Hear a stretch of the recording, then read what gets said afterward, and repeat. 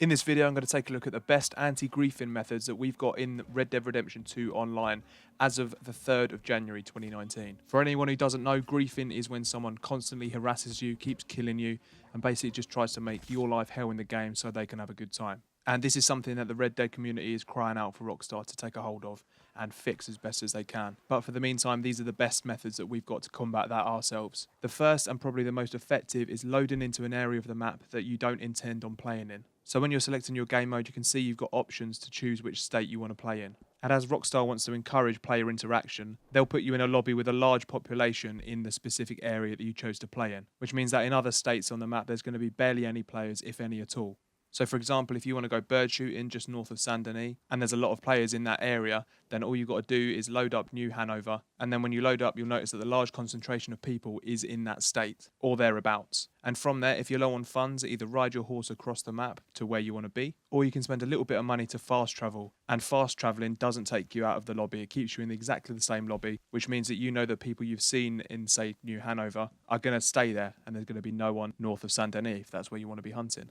This is quite a well-known tip, but it is definitely one of the best. There's quite a few other things that you can do as well to stop the griefers from being successful on you. One tip, for example, is getting the Red Dead 2 companion app that you can get on the Play Store or the App Store. And on this, it actually allows you to sync up your game to the app on your phone, which means you can get a live map. So say you're in an online game, you can get the map up on your phone, stick that by your TV, and then you're able to see the area and see if there's anyone coming in close to you to potentially try and grief you. So really, this is about being as aware as possible in your surroundings. With that same theme in mind, you want to customize the size of your minimap. So all you've got to do is hold the down arrow, and then it will pop up with a list of options that you've got for your minimap. The 4 options you've got are compass, expanded, regular, and off. And the best one to go for is expanded because it allows you to see as much of the map as possible on your screen at all times. This is particularly useful if you're not using the companion app, as is the next tip that I'm going to explain. And that is to use the hunting animations to your advantage. So when you crouch down to skin an animal or pluck some feathers of a bird that you've shot,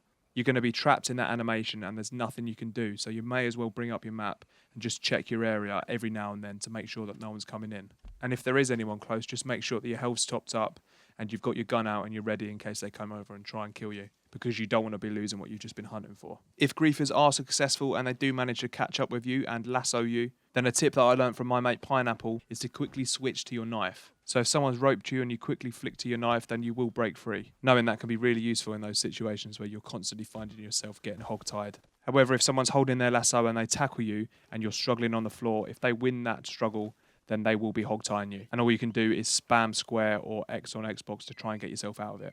It's also worth being aware of the surrounding shops as well, because they can provide quite good refuge for you if you're getting a barrage of bullets fired at you. Walking into a gunsmith's or any sort of shop will stop the other player's ability to shoot you. So even if you don't have a problem with griefers and you need to pause the game for some reason, just head into one of these shops and you get 15 minutes before you get timed out of the lobby.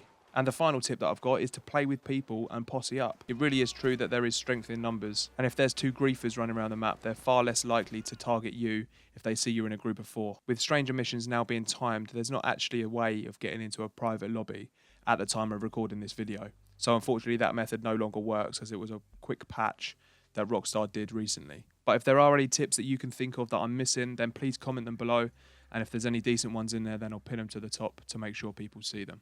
If you want a quick guide on Name Your Weapon, the Showdown series game type, then there is a link in the description for that, and also a video on screen now that you can click. Thanks a lot for watching. If you enjoyed this video, then please give it a like and subscribe for more content exactly like this in the future. Quick, succinct guides that try not to waste your time.